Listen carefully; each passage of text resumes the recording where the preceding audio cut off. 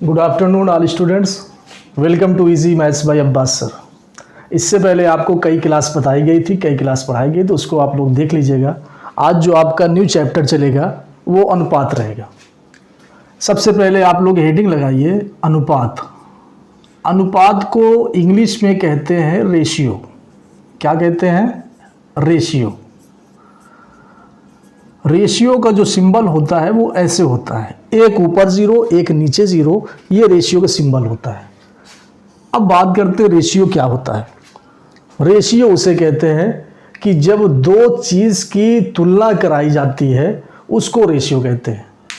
जब दो वस्तु सामान कुछ भी हो, जब दो चीज़ की किसी को आपस में तुलना कराई जाती है, तुलना संबंध होता है, तो उसको हम लोग रेशियो में निकालते हैं।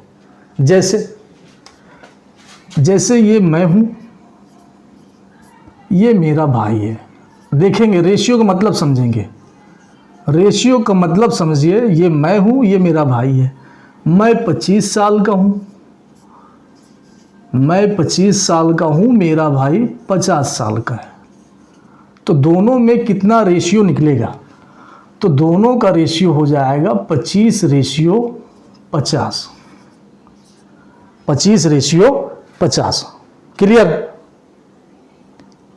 अब रेशियो के एक दूसरी पॉइंट, रेशियो जब कोई आपस में कट रहा है तो रेशियो को हम लोग काट देते हैं। जैसे इधर 25 है, इधर 50 है, कट जाएगा 25 से, 25 से में दोनों कट जाएगा। तो 25 एक कम 25, 25 दून 50, ये रेशियो बनेगा 1/2 का, या फिर 1:2 का। ये 1:2 भी बन जाएगा।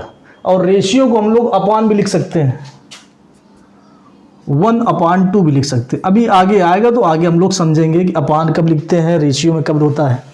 ठीक है। दूसरा एग्जाम्पल ये है कि मान लीजिए हमारा नेशनल फ्लैग जो है, नेशनल फ्लैग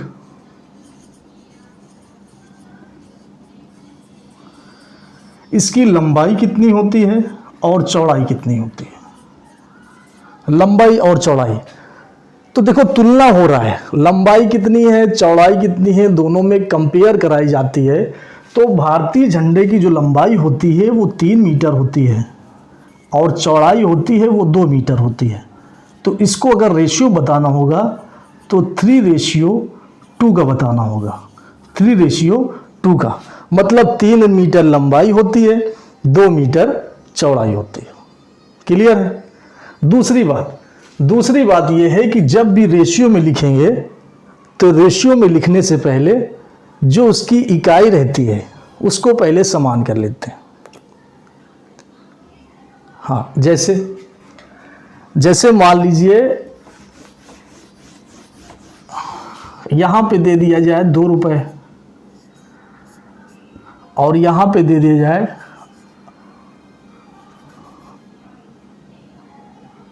600 पैसे।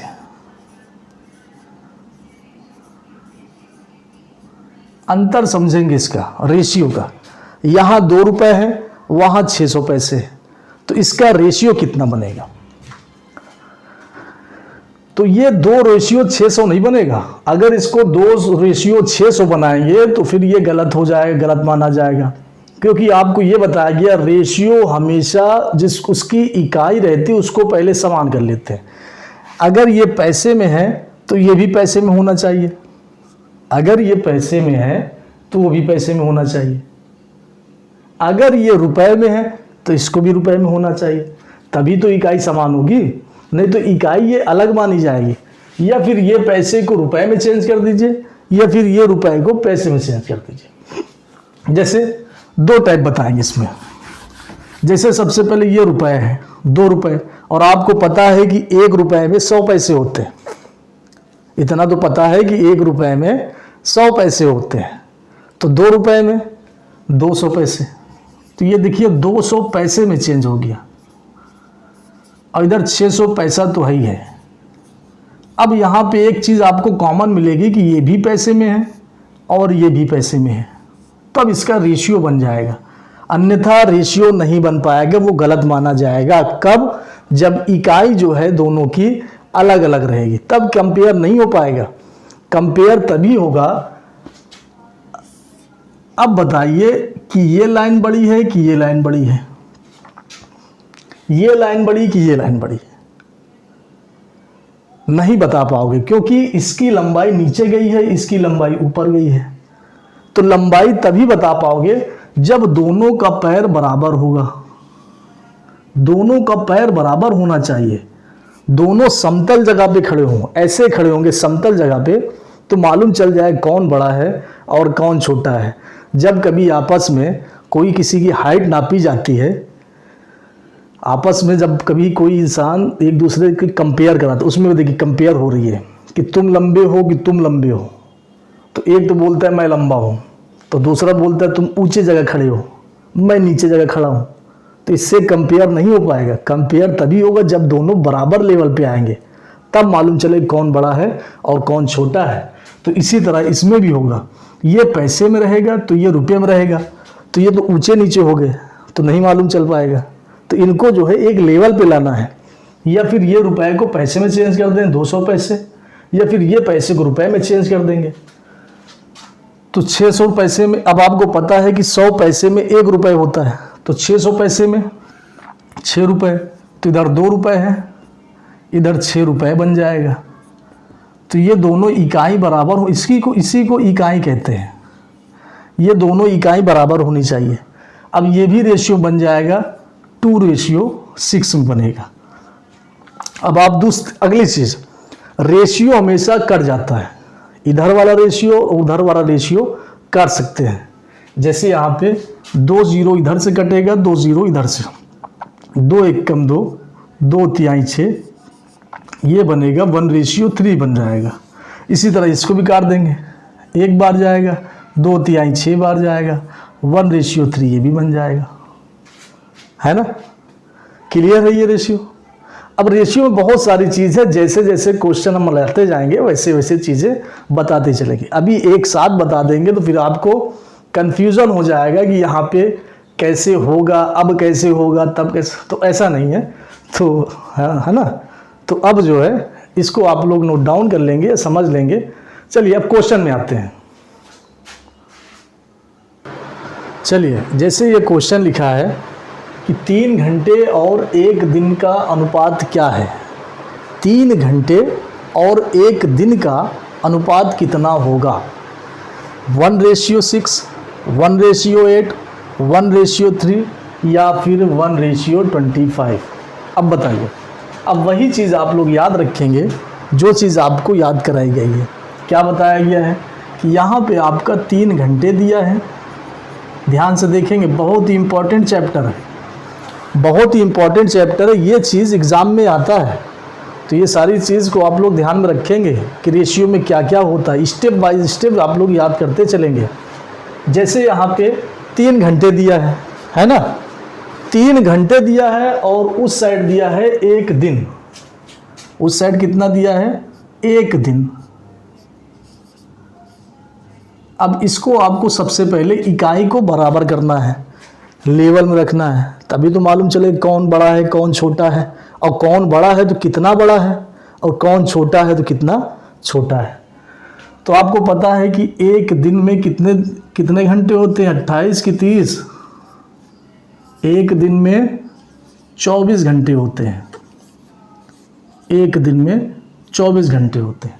तो क्या 1 दिन को ये घंटे में हो गया 3 घंटे? क्या ये दिन को 24 में नहीं चेंज कर सकते? 1 दिन में 24 घंटे होते हैं, तो ये 1 दिन को हम लोग 24 घंटे लिख सकते हैं। 24 घंटे। अब देखिए यहाँ पे इकाई आपका घंटे हो गया, इधर भी इकाई घंटे हो गया, दोनों घंटे घंटे, दोनों घंटे घंटे, तो दोनों को रेशियो में चेंज कर दीजिए। अब ये रेशियो में हो गया। अब रेशियो में दूसरा स्टेप बताया गया था। रेशियो में जब कोई इस साइड वाला और उस साइड वाला रेशियो आपका सेम रहता है, इकाई सेम रहती है, अगर कट सकता है तो उसको काट दीजिए। जैसे इधर 3 है, उधर 24 है, कट जाएगा, 3 से कट जाएगा, 3 1 कम 3, 3 8 24, 1:8 आएगा इसका, 1:8 आंसर आ जाएगा। कौन सा ऑप्शन? Option number 3, 1:3। जैसे दूसरा क्वेश्चन है दूसरा सवाल, दूसरा क्वेश्चन है कि 2 लीटर का 600 मिलीलीटर से क्या अनुपात है।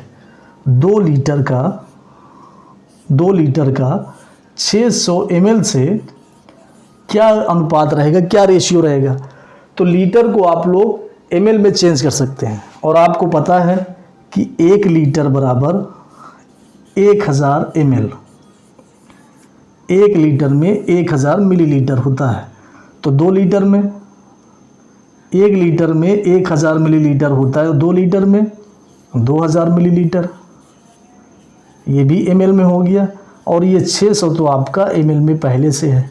अब इसका रेशियो बन जाएगा और रेशियो में आपको बताया गया है कि अगर कोई इस साइड वाला और उस साइड वाला कट रहा है तो उसको हम लोग काट देते हैं, तो इसमें कट जाएगा 1 0 इधर से, 1 0 इधर से, 1 0 इधर से, 1 0 इधर से। 20 और 6 दोनों सम संख्या है, इवन नंबर है, तो 2 से कट जाएगा। 2 दाम 20, 2 तिहाई 6, 10 अनुपाते 3 इसका रेशियो बनेगा, 10 अनुपाते 3, 10:3। हाँ, नोट डाउन कर लेंगे। चलिए, एक कक्षा में छात्रों की कुल संख्या 65 है, मतलब एक क्लास है, उसमें छात्र और छात्रा दोनों हैं। तो यहाँ पे छात्रों की संख्या दिया है, टोटल छात्र मतलब पूरे स्टूडेंट्स 65 है। यदि लड़कियों की कुल संख्या 35 है, अब एक क्लास में लड़के भी हैं और लड़कियां भी हैं और टोटल लोग हैं 65। अब आपको ये बता दिया जाए कि उसमें लड़कियों की संख्या टोटल 35 है, लड़कियां कितनी हैं 35। तो कुल लड़कों की संख्या का अनुपात लड़कियों की कुल संख्या के साथ कितना होगा, कहने का मतलब ये है। अब क्लास है, अब क्लास में टोटल बच्चे कितने हैं 65 है ना। तो इसको स्टूडेंट लिख देते हैं। स्टूडेंट में दोनों आते हैं, लेडीज़ भी आती हैं, जेंट्स भी आते हैं। स्टूडेंट्स टोटल 65 है। इसमें बॉयज़ कितने हैं नहीं दिया, लेकिन गर्ल्स कितनी ये दिया है, गर्ल्स कितनी ये दिया है। तो गर्ल्स इसमें 35 है। तो बॉयज़ कितने होंगे, अगर एक क्लास में 10 बच्चे हैं, एक क्लास में 10 बच्चे हैं और बता दिया जाए कि 6 बच्चे, उसमें से 6 बच्चे लड़की हैं। बात समझिएगा कि क्लास में 10 बच्चे हैं टोटल, ठीक है, और उसमें से 6 बच्चे लड़कियां हैं। तो लड़के कितने होंगे 4 होंगे। तो इसका मतलब है कि जितने बच्चे हैं उसमें से लड़कियों की संख्या घटा देना है, तो लड़के की संख्या मालूम चल जाएगी। इसी तरह 65 बच्चे हैं, टोटल 65 बच्चे हैं क्लास में, लड़की 35 है, तो लड़के कितने होंगे। तो इसका मतलब 65 में से लड़कियों की संख्या घटा देना है, तो 30 बॉयज़ आ जाएंगे, तो लड़कों की संख्या 30 हो जाएगी। अब क्या बोल रहा है, लड़कों की संख्या का अनुपात लड़कियों की संख्या के अनुपात के साथ निकालिए। तो इधर बॉयज़ का अनुपात हो जाएगा, इधर गर्ल्स का अनुपात हो जाएगा। बॉयज़ के कितने हैं, ध्यान से देखिएगा, समझते चलेंगे। बॉयज़ के कितने हैं, बॉयज़ यहाँ पे 30 हैं, इनका रेशियो गर्ल्स के साथ बनेगा 35 के साथ बनेगा, तो 30 रेशियो 35 बनेगा। अब ये भी बताया गया रेशियो अगर कोई कट रहा है तो उसको काट देंगे। तो 30 और 35 किससे कटेगा, 5 के पहाड़ में दोनों आता है, तो 5 से कट जाएगा। 5 छक्का 30, 5 सत्ते 35, तो ये बनेगा 6:7 बनेगा, 6:7। ऑप्शन नंबर 1 में 6:7। बहुत अच्छा चैप्टर है ये एग्ज़ाम में आना ही आना है। 4 से 5 क्वेश्चन हर एग्ज़ाम में रेशियो से देते हैं, तो इसको धीरे धीरे समझते चलेंगे। जैसे ये क्वेश्चन लिखा है, यदि A/B बराबर 3:5 और B/C बराबर 2:3 है, तो A/B/C का मान क्या होगा। जैसे ये क्वेश्चन आ गया। अब एग्ज़ाम में इसी टाइप के क्वेश्चन ज़्यादा बनते हैं, तो ये क्वेश्चन को देखना भी बहुत ज़रूरी है।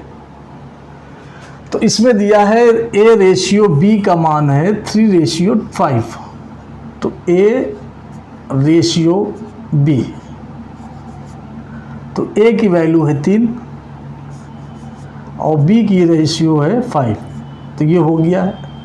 उसके बाद फिर आगे दिया है B रेशियो C, तो B तो आपको पहले से है, तो रेशियो C बनाना है ये ऐसे। अब B और C का रेशियो दिया है 2:3, तो 2 को रखना है B के नीचे यहाँ पे, और रेशियो C की वैल्यू दिया है 3, ये ऐसे बन गया। फिर से देखिए A रेशियो B की वैल्यू दिया है 3:5, तो AB हो गया, A आपका 3 हो गया, B आपका 5 हो गया। फिर BC दिया है 2, 3, तो B तो आपका लिखा है, C लिख दीजिए, तो B आपका है 2, तो B के नीचे 2 यहाँ पे लिखा जाएगा दूसरे नंबर पे, और C आपका 3 दिया, C 3 यहाँ पे लिख दिया जाएगा। क्लियर है? हो जाएगा, इजी है। हाँ, अब देखिए, अब ये वाला जगह छूटा है और ये वाला जगह छूटा है, तो इसमें क्या भरा जाएगा? ये चीज़ बहुत ध्यान से समझिएगा कि इसमें वही चीज़ भरा जाएगा जो उसके पहले होगा या फिर उसके जो बाद में होगा, या फिर उसके पहले होगा या फिर बाद में होगा। जैसे यहाँ पे देखिए कुछ छूटा है, तो यहाँ पे वो चीज़ भरा जाएगा जो इससे ये पहले आ गया 5, तो इसका मतलब है कि यहाँ पे 5 भर जाएगा, और यहाँ पे इसके आसपास ये 2 है, तो यहाँ पे ये 2 भरा जाएगा। ये इतना भर लेना है। उसके बाद सभी को मल्टीप्लाई कर देना सीधा सीधा। 3 दूनी 6 रेशियो, 2 5 6 10 रेशियो, 5 3 15, ये 6 रेशियो 10 रेशियो 15। और आपको ये भी बताया गया अगर रेशियो है कट रहा है तो काट दीजिए। यहाँ पे 6 2 से कट जाएगा, ये भी 2 से कट जाएगा, लेकिन ये 15 2 से नहीं कटेगा क्योंकि एक विषम संख्या है और विषम संख्या कभी 2 से नहीं कटती। 3 से 6 कट जाएगा, 3 से 15 कट जाए, लेकिन 3 से 10 नहीं कटेगा। तो मतलब कोई एक संख्या से तीनों संख्या कटनी चाहिए, नहीं कट रहा तो यही आपका आंसर हो जाएगा 6:10:15। 6:10:15, तो ये वैल्यू आ जाएगी। ए की वैल्यू आई 6 आ गई, बी की आ गई 10 आ गई, सी की आ गई 15 आ गई। तो A ratio B ratio C की वैल्यू हो जाएगी 6:10:15। ऐसे इतनी प्रैक्टिस करा देंगे रेशियो में, इतनी पकड़ मजबूत हो जाएगी कि रेशियो के चाहे जैसे भी सवाल रहे ये करने में आपको कोई प्रॉब्लम नहीं होगी। सेम ये उसी टाइप का क्वेश्चन है। क्वेश्चन नंबर 5 कह रहा है कि ए रेशियो बी की वैल्यू 2:3 और बी रेशियो सी की वैल्यू 3:4। तो A ratio B ratio C का वैल्यू क्या होगी, क्या उसका मान होगा? तो वही प्रोसेस में रहेगा। ए रेशियो बी दिया है, A ratio B, A ratio B, A ratio B की वैल्यू दिया है 2:3, इसमें लिख देना है। फिर बी सी दिया है, तो बी तो आपका है, सी बढ़ा दीजिए। बी दिया है 3, तो बी यहाँ लिखेंगे 3। सी दिया है 4, तो सी यहाँ पे लिख देंगे। अब आपको क्या बताया गया कि जो जगह खाली रहेगी उसके पहले वाला ये 3 यहाँ पे 3 हो जाएगा, और यहाँ पे खाली है तो इसके बाद वाला यहाँ पे 3 हो जाएगा। मतलब जो जगह खाली रहती है उसके आसपास वाला रहता है। जैसे बाद में खाली रहेगी तो उसके पहले वाला भरा जाएगा, पहले वाली खाली रहेगी तो उसके बाद वाला भरा जाएगा।